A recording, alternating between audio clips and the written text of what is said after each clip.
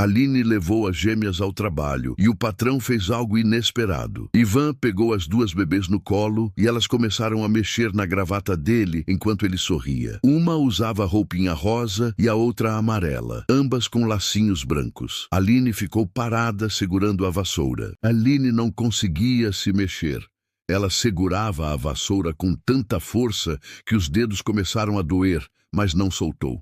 Ivan tinha pegado as duas bebês como se fosse a coisa mais natural do mundo, e agora elas estavam nos braços dele, mexendo na gravata, tocando o rosto dele, rindo daquele jeito que só bebês sabem rir quando estão completamente à vontade.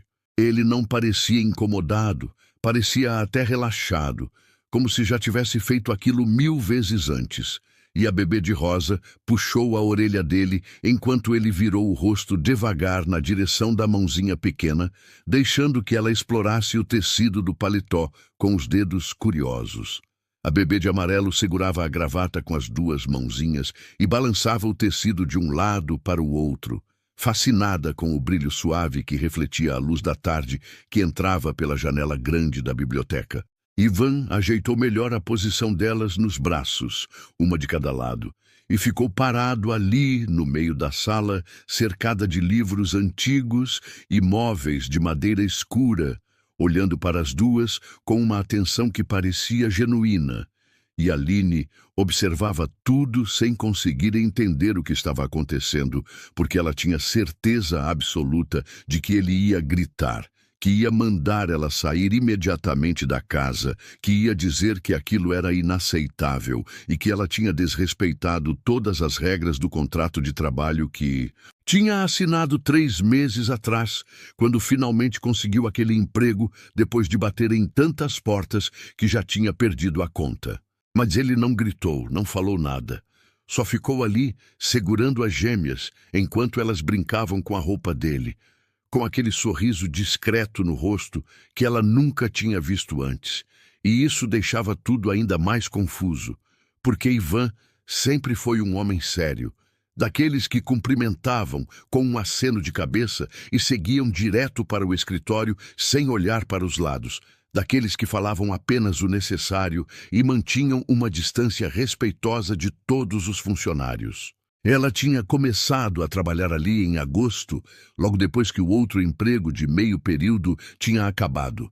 E ela estava desesperada, procurando alguma coisa que pudesse encaixar nos horários que a vizinha conseguia ficar com as meninas. A entrevista tinha sido rápida, quase mecânica, com Ivan fazendo perguntas diretas sobre experiência anterior, disponibilidade de horário e referências.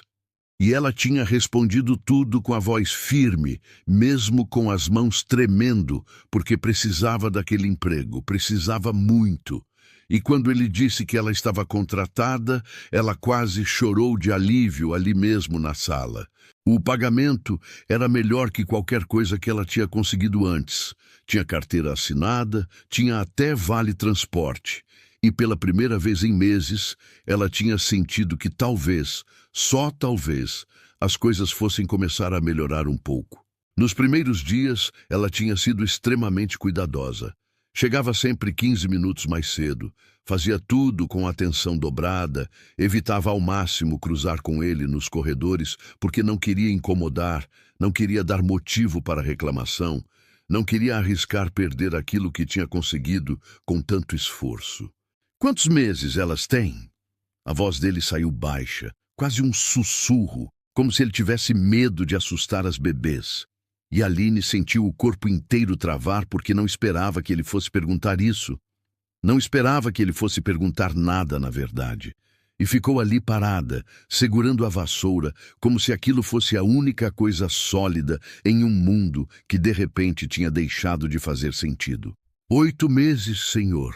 Ela respondeu com a voz tremendo, segurando a vassoura com mais força ainda, porque precisava de alguma coisa para se apoiar.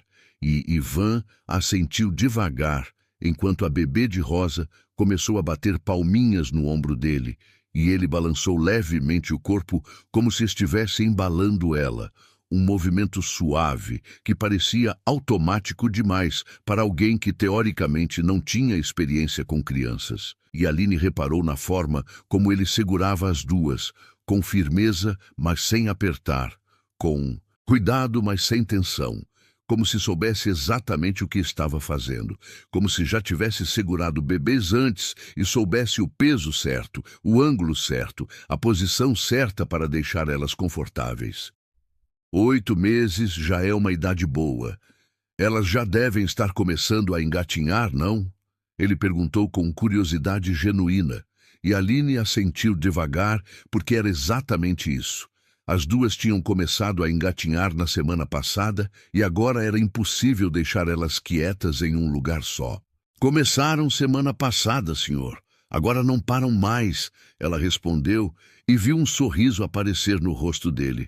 Um sorriso de verdade dessa vez. Não só aquele meio sorriso discreto de antes. A bebê de amarelo soltou a gravata e levou a mão até o rosto dele, tocando o queixo com curiosidade. E Ivan deixou. Ele simplesmente deixou as duas explorarem, tocarem, puxarem, sem pressa nenhuma, e Aline sentiu o peito apertar de um jeito estranho, porque ela não sabia se era medo, vergonha ou outra coisa que ela não conseguia nomear. E ficou ali, observando, enquanto ele conversava com as bebês em um tom baixo, que ela não conseguia ouvir direito, mas que fazia as duas rirem daquele jeito gostoso. Que crianças riem quando estão felizes de verdade. Tinha deixado as meninas no quarto dos fundos, com a porta fechada, tinha colocado brinquedos no chão, tinha dado mamadeira para as duas antes de começar a limpar a biblioteca, mas a menor tinha começado a chorar alto demais e ela não conseguiu ignorar o som porque conhecia aquele choro. Era o choro de quem queria colo, de quem estava com medo de ficar sozinha. Então, tinha subido correndo, pegado as duas no colo e descido de novo, achando que conseguiria terminar a limpeza rápido antes que alguém percebesse. Mas Ivan tinha chegado mais cedo e agora estava ali, parado no meio da biblioteca, segurando as filhas dela como se aquilo fosse completamente normal. Elas são gêmeas? Ele perguntou olhando de uma para a outra, e Aline percebeu que ele realmente estava prestando atenção, que não era só uma pergunta educada para preencher o silêncio. E ela assentiu devagar, porque a garganta estava apertada demais para falar. São sim, senhor. Idênticas. É por isso que eu coloco cores diferentes, senão eu mesma me perco. Ela conseguiu responder, e viu um sorriso pequeno aparecer no canto da boca dele, tão rápido que ela quase achou que tinha imaginado. Eu percebi pelas roupinhas diferentes. Imagino que seja complicado quando elas estão vestidas igual. Ele comentou olhando para as duas com atenção. E Aline ficou surpresa porque ele estava certo. Era exatamente por isso que ela sempre colocava cores diferentes nas meninas, porque até ela, às vezes, se confundia quando as duas estavam vestidas igual. É, senhor. Quando eram menores, eu até colocava pulseirinhas com os nomes, mas agora dá para perceber pelo jeitinho de cada uma. Essa aqui de rosa é mais tranquila, a de amarelo é mais agitada, ela explicou, e sentiu estranho estar tendo aquela conversa ali, no meio da biblioteca dele, com ele segurando as filhas dela, enquanto ela segurava uma vassoura, como se aquilo fosse uma situação normal, quando claramente não era. E qual é o nome de cada uma? Ele perguntou olhando para a bebê de rosa, que estava quase dormindo no ombro dele, e Aline hesitou por um segundo, porque parecia estranho compartilhar aquilo. Parecia íntimo demais para uma conversa entre patrão e empregada. A de rosa é Júlia, a de amarelo é Laura. Ela respondeu baixinho, e viu ele repetir os nomes em silêncio como se estivesse memorizando. Júlia e Laura. Nomes bonitos, ele comentou, e Aline não sabia o que dizer, então só assentiu em agradecimento. Ela olhou para o relógio na parede e viu que eram apenas 13h20 da tarde. Ele nunca chegava antes das 4, Nunca. E justamente hoje, justamente no dia em que ela tinha trazido as meninas, porque a vizinha tinha ligado de manhã, dizendo que não ia poder ficar com elas porque tinha consulta médica, justamente hoje ele tinha resolvido chegar mais cedo. A sorte dela sempre foi assim, sempre funcionando ao contrário, sempre jogando contra ela, quando ela mais precisava que as coisas dessem certo.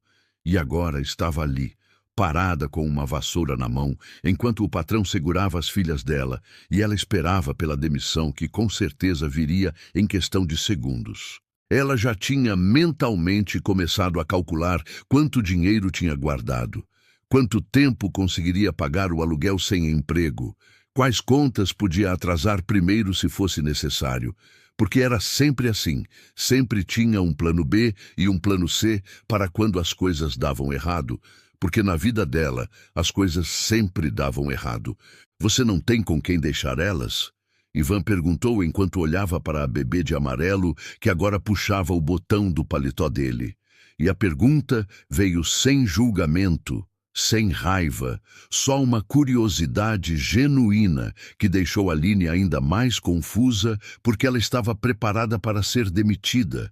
Não para ter uma conversa, não para explicar a vida dela para um homem que mal olhava para ela quando cruzavam no corredor, que nunca tinha perguntado nada pessoal, que mantinha aquela distância profissional que ela sempre achou que era o melhor jeito de lidar com patrões. Não, senhor, não tenho ninguém além da vizinha, e ela tinha médico hoje. Foi uma emergência. Ela me ligou bem cedo avisando que não ia dar. Ela respondeu baixo, sentindo a garganta apertar, e Ivan olhou para ela pela primeira vez desde que tinha entrado na biblioteca.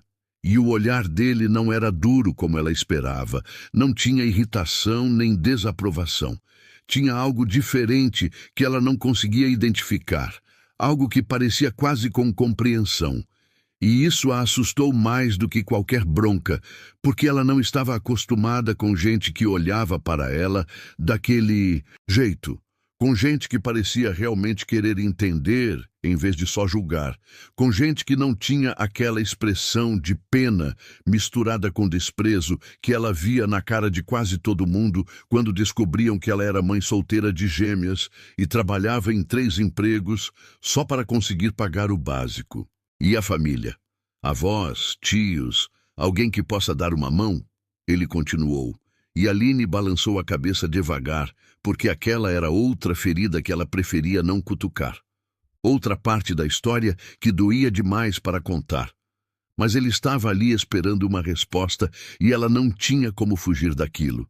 Minha mãe já partiu, senhor, faz 2 anos. E meu pai, eu não tenho contato com ele desde que eu era criança. Ele saiu quando eu tinha 6 anos e nunca mais voltou. Não tenho irmãos, não tenho tios próximos. Ela explicou com a voz falhando no final, e viu ele assentir como se entendesse que aquele assunto estava encerrado, que ela não queria falar mais sobre isso, e ela ficou grata por ele não insistir, por ele não fazer mais perguntas sobre uma família que ela não tinha mais. Sinto muito pela sua mãe. Deve ter sido difícil passar por tudo isso sozinha, ele disse com sinceridade, e Aline assentiu em agradecimento porque não sabia o que dizer, porque ninguém nunca sabia o que dizer quando ela contava sobre a mãe, sobre a solidão, sobre a falta de rede de apoio que fazia tudo ficar 1000 vezes mais difícil. Foi, senhor. Mas a gente se vira, não tem outro jeito. Ela respondeu tentando soar mais forte do que se sentia, e Ivan ficou em silêncio por alguns segundos, como se estivesse processando aquilo. A creche não quis pegar elas?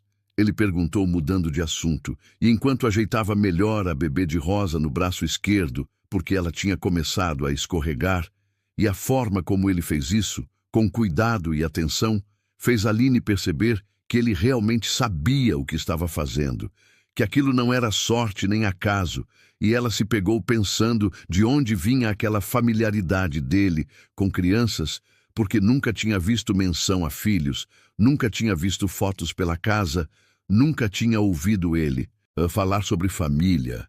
E nos 3 meses que ela trabalhava ali, ele sempre estava sozinho, sempre chegava sozinho, sempre saía sozinho, nunca tinha visitas, nunca tinha festas, nunca tinha nada que indicasse que existia alguém além dele naquela casa enorme com 6 quartos e uma biblioteca cheia de livros que pareciam nunca ter sido lidos. A lista de espera é enorme, Senhor. Falaram que só vai ter vaga no ano que vem, e mesmo assim, não é garantido. Depende de desistência,